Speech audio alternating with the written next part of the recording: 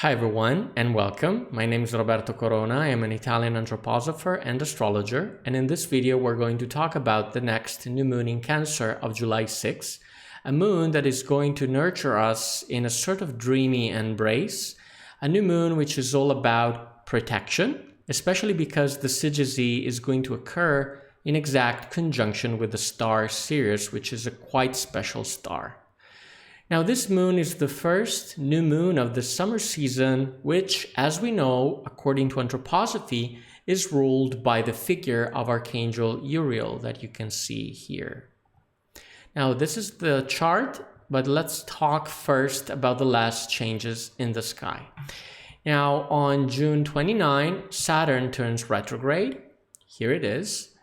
Until November 15, when it's going to turn direct again. And this means that this moon will bring with it an echo of the Saturn stationing process, which in the chart specifically is going to manifest by making a trine with the sun and moon. So we have this trine connecting Saturn with the sun and the moon. On July 2nd, Neptune, which is here, also turns retrograde. And similarly to Saturn, we see its influence manifesting here with a trine, but this time with Venus. And Venus is here in conjunction with the Syzygy. Now, on the same day, July 2nd, Mercury is going to enter Leo, and we can see it in the chart making an opposition with Pluto, which is the only hard aspect of the chart. Now, this is a new moon, meaning that it represents the beginning of the process of manifestation of the etheric forces on the Earth, which gradually increase with the waxing moon up to the full moon. And as always, a new moon can be considered as a sort of seed, a cosmic seed. So it is a good time to sow and to start new things. And this manifestation process will reach its culmination with the next full moon, which is quite special because, again, it's going to be a full moon in Capricorn. Now, we already had a full moon in Capricorn. In fact, last time we discussed about it. And the following full moon is going to be, again, a full moon in Capricorn happening on July 21st. Now, this is interesting because the previous full moon was at 1 degree Capricorn, whereas the next full moon is going to take place at 29 degrees Capricorn. And this is the second full moon in Capricorn of the year, giving an extra oomph, an extra energy of Capricorn forces for the beginning of summer. And by the way, the next full moon in Capricorn is going to take place in conjunction with Pluto and in making a trine with Mars. So it's not going to be an easy one. So let's take a look at the chart. The sun and moon are here at 14 degrees and 23 minutes of Cancer in the starry image of Gemini, the twins that you can see down here. And the Syzygy is in close conjunction by longitude, of course, to the star Sirius, which again is the brightest star in the sky, belonging to the constellation of Canis Major.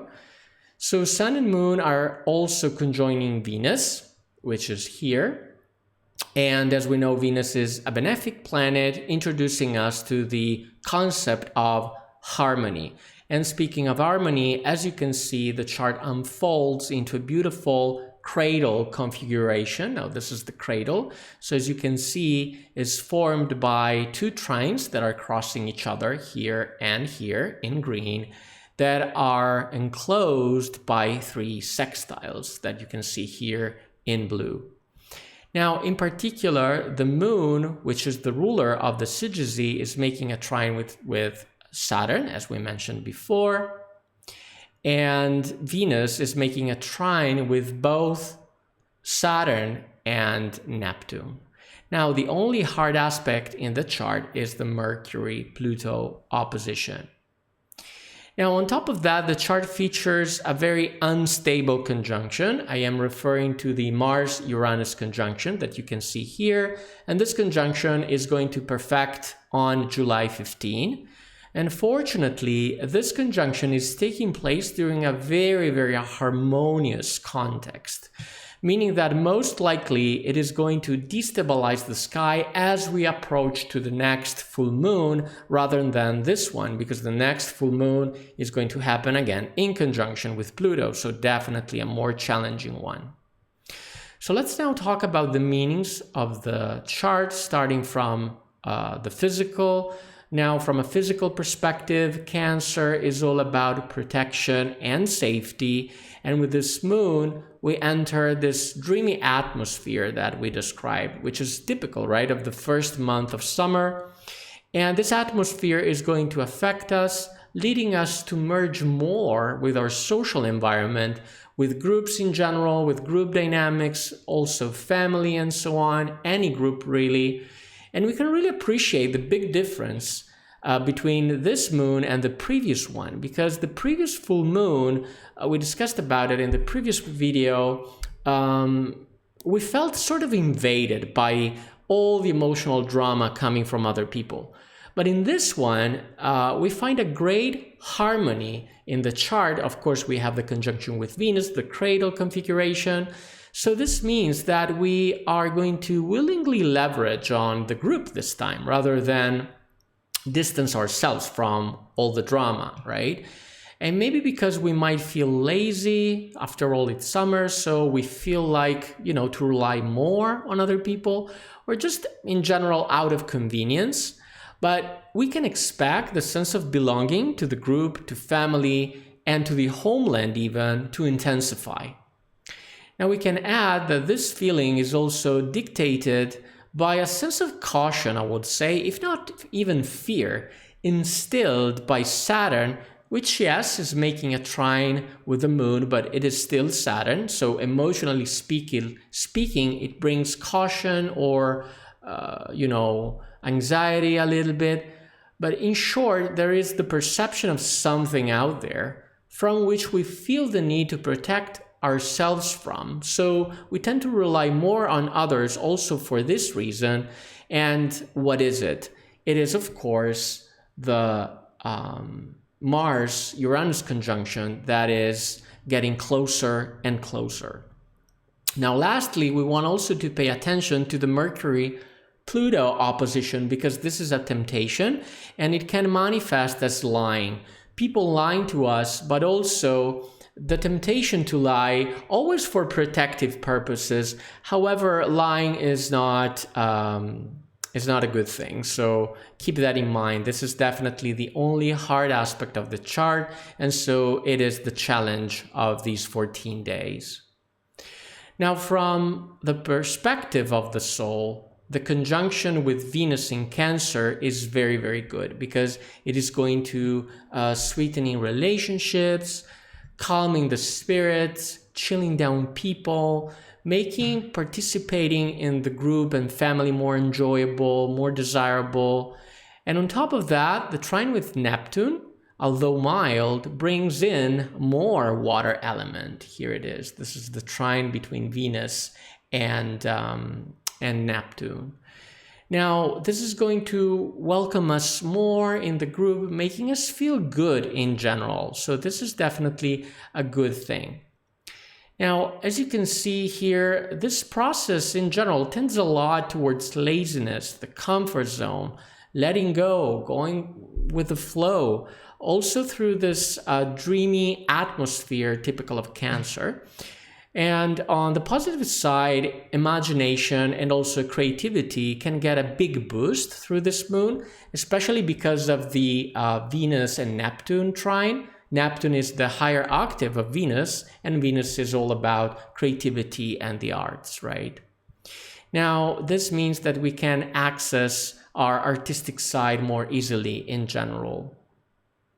From a spiritual perspective, we have a lot to say. So first of all, we have the stereo image of Gemini down here. Now, in astrosophy in particular, this constellation is connected to the so-called spirits of form. Now, the spirits of form are the creators of the human I, the I like in I am. And these spirits led us to the awakening of our I consciousness through dualism. And dualism is in particular represented by the two twins, Castor and Pollux. And I am referring in particular now to the me-world dualism, right? So for this reason, this constellation can be a sort of warning because it represents the awakening of the I forces, right? And this is because our I now is risking to losing itself too much into the soul of the group, into the soul of the family, or even the folk soul. And this is typical of a Cancer, by the way. So in particular here, Gemini awakes us, especially through working through our shadow aspect, making us confront our double, or if you will, our evil twin, to awaken us. So this means that we cannot let our guard down, basically. In fact, the shadow can ensnare us, so to speak, very easily when we enter into this group dynamics. And a certain caution is indicated by this constellation to always preserve our individual self. And we can add this warning to the warning of Archangel Uriel that we discussed in the last video. Now, on the positive side, we have the conjunction between the new moon and the star Sirius, which is quite beautiful, because being part of the dog constellation, Sirius resonates with the image of the watchdog, meaning that also spiritually we can find an image of protection. Above all, however, this star is connected to divine wisdom because Sirius is the star of the goddess Isis, which in anthroposophy we call Isis Sophia, being Sophia, the Greek goddess of the divine wisdom. Now, this goddess inspires us to develop our astral body, to work on it, to transform it into what's called the spiritual self. And this is going to rebalance the Luciferic impulse, which is part of one of the spirits of hindrance. Now, in particular, one of the impulses of this spirit, Lucifer, is attempting to dissolve our individual I in group dynamics, leveraging precisely on our lunar double understood astrologically. So the moon is a part of us, and each part of us comes with a double, a shadow aspect. And to dissolve into the group is definitely one of Lucifer's trick. And this is going to affect our moon in particular. Now, we don't only have the star Sirius helping us, fighting back this Luciferic impulse, we can also count on the cradle configuration, because the cradle here forms a sort of cup welcoming and embracing the spiritual forces that we find streaming from the opposite side of the chart. So this is the cup, and the opposite side here, as you can see, we find the constellation of the Virgin, meaning that the power of the divine feminine through both the star Sirius and the constellation of the Virgin can help us to balance out this Luciferic impulse. Now, as always, thanks for watching. If you want to support my work, please like this video, subscribe to the channel, turn on the notification bell not to miss out on future astrological insights. I am Roberto Corona. See you in the next video.